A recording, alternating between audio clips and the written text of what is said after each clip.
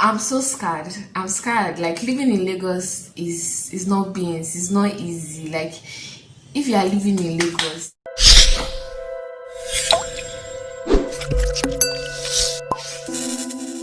are living in Lagos and you can relate to any of the stories that I am saying, I'm very sure you would understand my pain.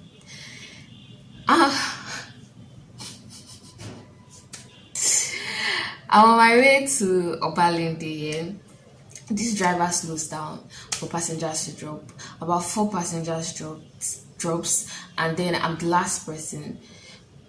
I'm about to drop, and this guy drove off. I found myself flat on the floor with my laptop. Like, guys, with my laptop, like, I literally wanted to die because everybody was like, oh my god, fine girl, sister, sorry, blah blah blah.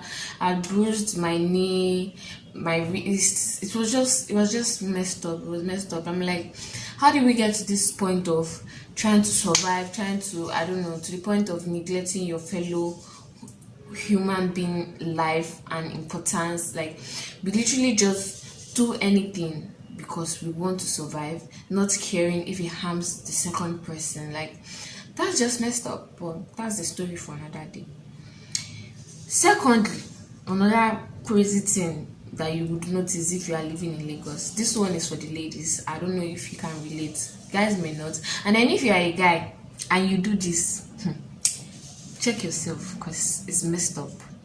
This one mostly happens in keke, tricycle. Yes.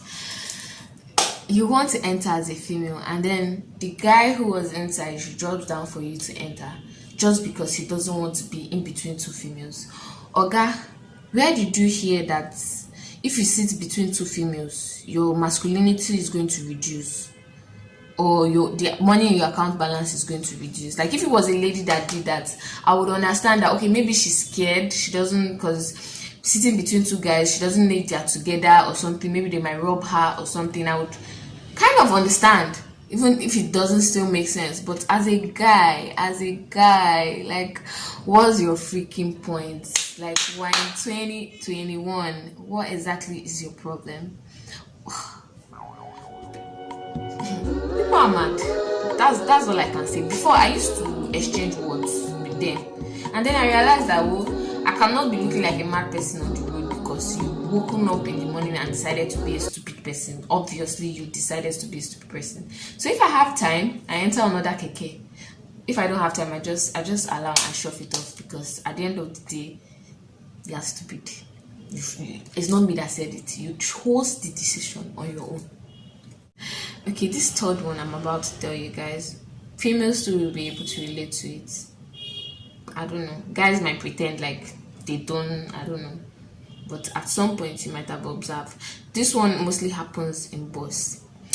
Most of the times in Lagos, they pack us, or should I say they stack us like sardine. Yes, that's what they do. Somehow, in this, maybe sitting six on a row or sitting five on a row, I don't know. It's tight, right?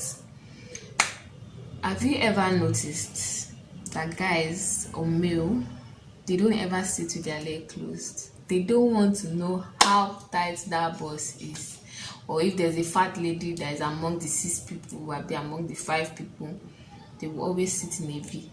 And I'm like, no, it's when I was growing up, when I was small, that they'll be like, they'll come up with, I know men, they don't want their balls to break or something. I don't know, that makes sense to me.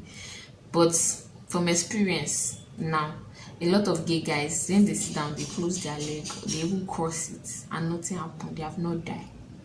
It's still functioning very well. So what exactly is your problem? You people are just entitled. That's all I can say.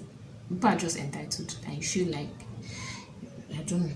So now when me too I'm in bus, I try to occupy space that's, tell me shift. There's a very, I don't know, I will shift, but I won't shift to the point that it will inconvenience me, because everybody's fighting for themselves in this Lagos.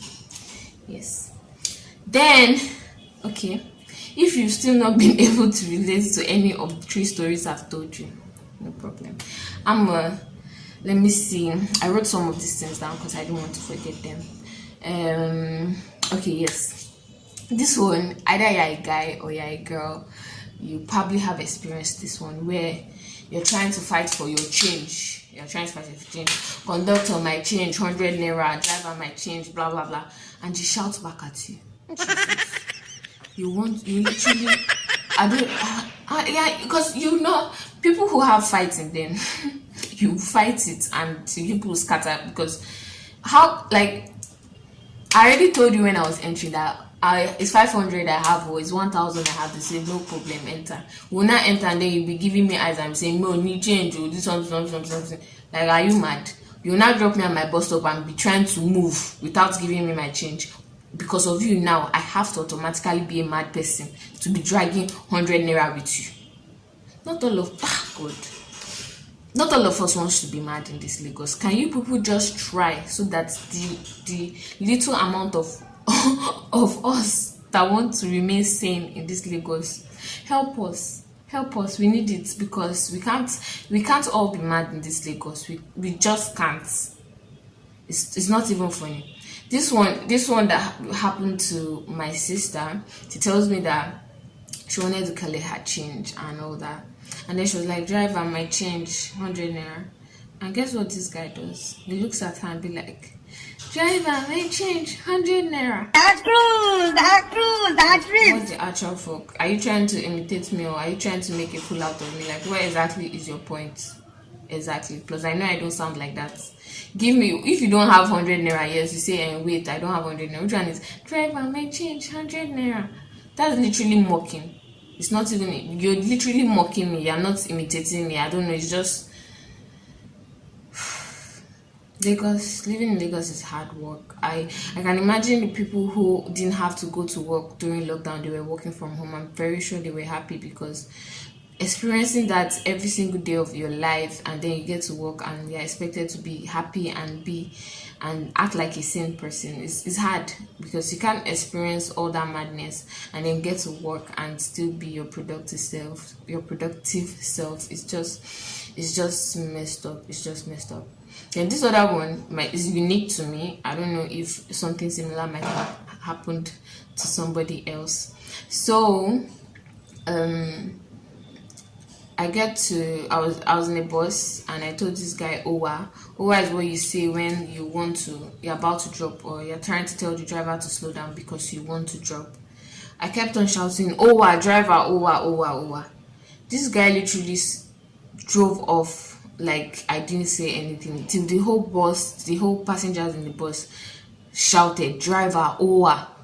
Then the next thing the guy would do is, then he slowed down and parked, and then he turned and looked at me, and when your OWA is not serious. And I'm like, are you alright? Like, what do you mean that my OWA is not serious? Is there a special way of shouting OWA? Like, what were you? Oh God.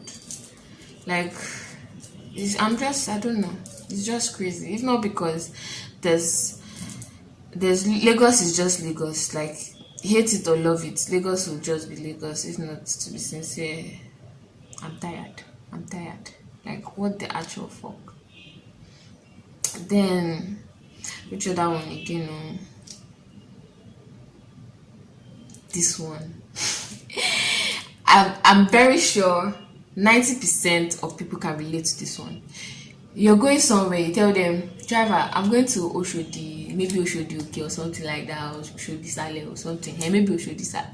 Shiny bus stop basic, and they're like, no problem, enter again. Then they stop you, a bus stop close, how will I even put it in English? Basically, like, if this is your bus stop, they stop you some miles away from your bus stop, and then they're like, this is my last bus stop, and you're like, but I told you where I'm going to. It's like, see that signboard there now, that's where you're going to. You check it's not far. And you're like, why didn't you tell me you were not reaching there? I told you this particular place. If you knew you were not going there, you should have said something. They're like, we had this speed Yoruba, I'm not reaching there today. Or they'll try come up with something and be like, go anti-trek. If you don't want trek, they'll just zoom off. They don't give a fuck. Like, how did we even get to this point in life? Yes, your fellow human being. I don't even know if it's happiness or life, I should say. you don't actually care about it. It's just, I don't know, sad. Okay, so at this junction, if you can relate to any of the stories that I've said, please let me know in the comment section. And if you have your own funny Lagos story that you want to share, that would be great, because for some youngsters who want to come to Lagos, I think it would be nice for them to have their mind prepared of the kind of craziness that happens in Lagos. I'm not saying you should not come, but come prepared. Come knowing that everybody here, they are not right. We're all mad on these streets. So yeah, let me know. Share your story, your own personal story that is unique to you, and let me know about English. God, I mean, you know what I'm trying to say. Yeah.